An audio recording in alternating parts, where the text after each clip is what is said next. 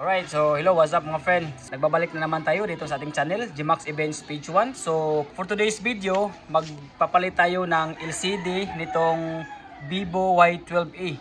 Alright, tingnan nyo mga friend kung anong nangyari sa Vivo Y12A na to. Ayan, tanggal na siya. Ayan, biyak na din. Kailangan natin palitan. So ito pala yung bagong replacement natin. Ayan, galing sa online. At saka may kasama ding tempered glass. Alright, so ito pala yung may-ari, si John Deere. Yo, shout out to GMAX Events Page 1. Do not forget to subscribe. Alright, so medyo sip-sip din ito ha. Alright, so kung bago ka pa lang po sa ating channel mga friend, huwag niyo pong kalimutan mag-subscribe at i-hit na rin ang notification bell para palagi kayong updated sa susunod nating mga uploads. Alright, tara!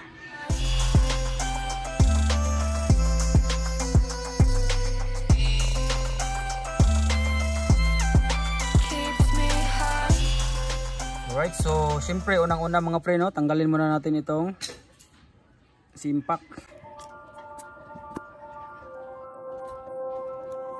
Okay, so bago ang lahat mga friend, gagamit muna tayo ng heat gun or blower. Para dito mga friend, para matanggal natin itong back cover na to.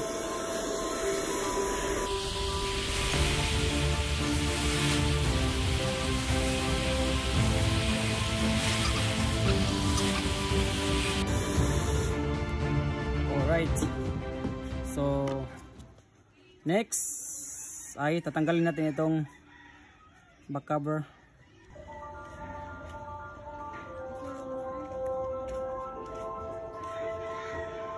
Ayan, so dandahan lang mga pina.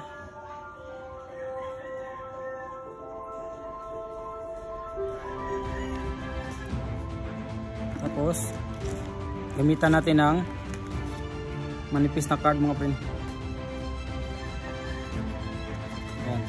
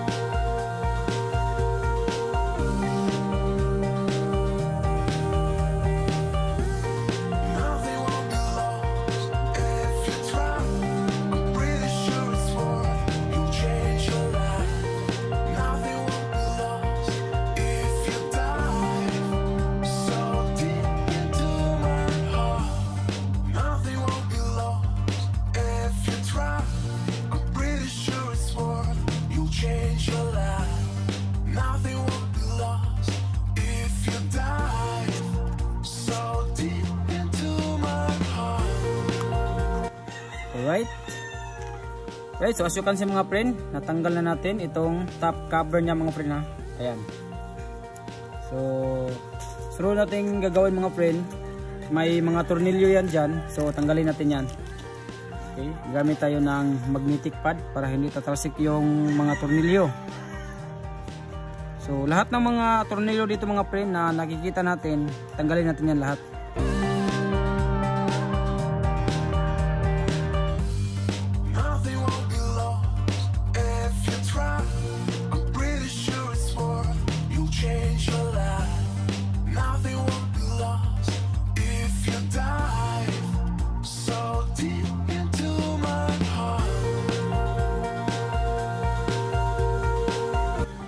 Okay, so next mga friend, tanggalin na natin itong pinaka cover niya mga friend.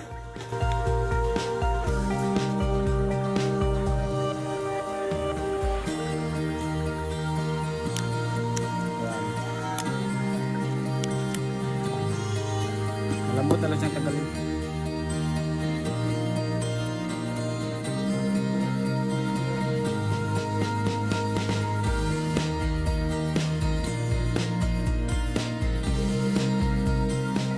Alright, so as you can see mga friend, ayan, natanggal na natin ang back cover, ang pinaka cover nitong Vivo Y12A.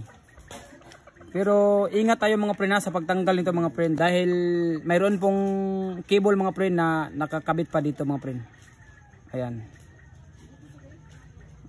So tanggalin siguro natin itong connector na to na nakikita natin. Ayan. Tapos pwede natin yan tanggalin. Alright. So, tanggalin natin itong battery at disconnect muna natin. Alright. Okay, so disconnect na natin yung battery. Tapos, hilahin natin itong kulay green na to. Dandahan lang.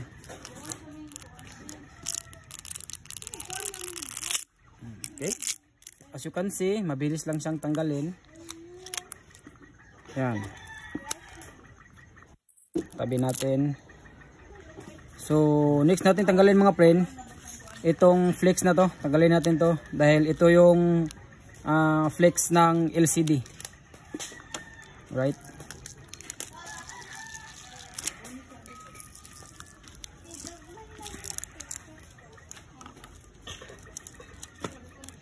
Ito na. Ito yung flex ng LCD. Okay. Okay, so since tanggal na itong LCD niya mga friend. Okay, so tanggalin na lang natin ito dito. Usually talaga mga friend, gagamit pa rin tayo ng heat blower or heat gun para dito sa gilid mga friend dahil may adhesive kasi yung nilagay dito mga friend. Okay, so as you can see, yan. Ito yung nangyari sa LCD ng Vivo Y12A. So, papalitan natin nitong bago. Ayan. So, pasok lang natin mga friend dito sa butas. Ganyan.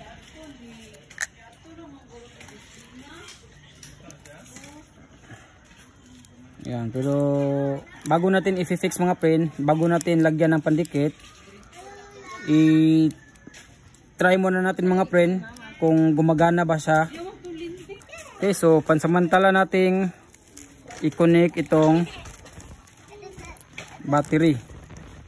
Alright, so ngayon buksan natin kung gagana ba itong bagong LCD natin. Alright, so as you can see, nag-on na siya mga friend.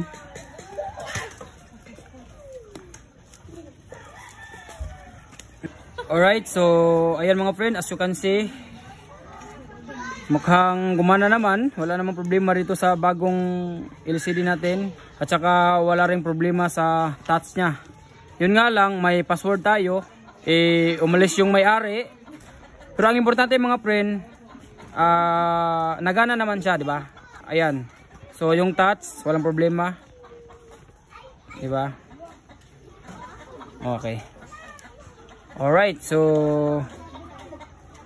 next mga friend, kailangan na natin ibalik ang lahat.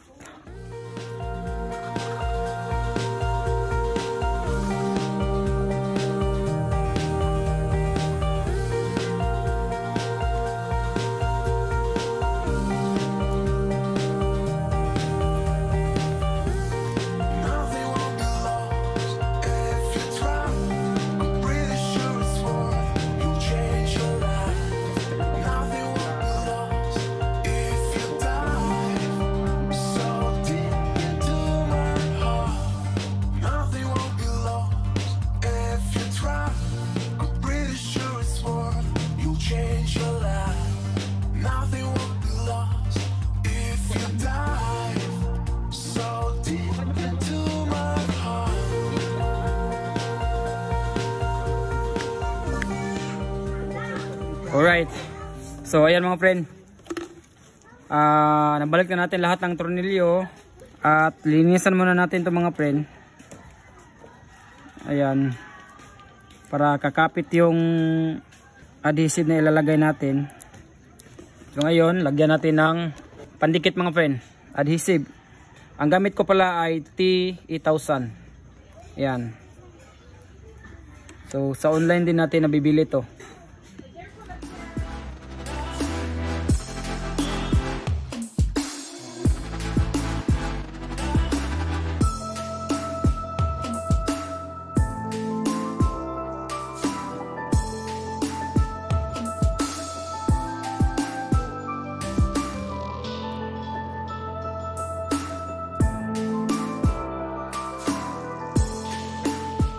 nabalik na natin.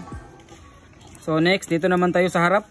Itong pinaka LCD natin.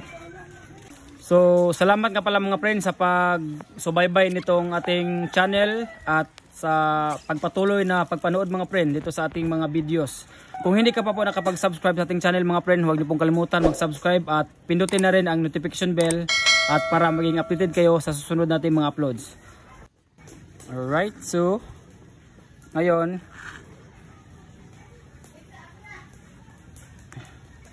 ayan, sarado na siya.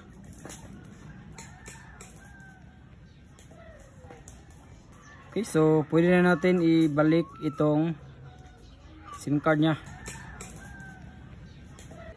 So ngayon, buksan natin. Alright, nag-vibrate na siya. Boom! Okay, so okay na siya mga friend.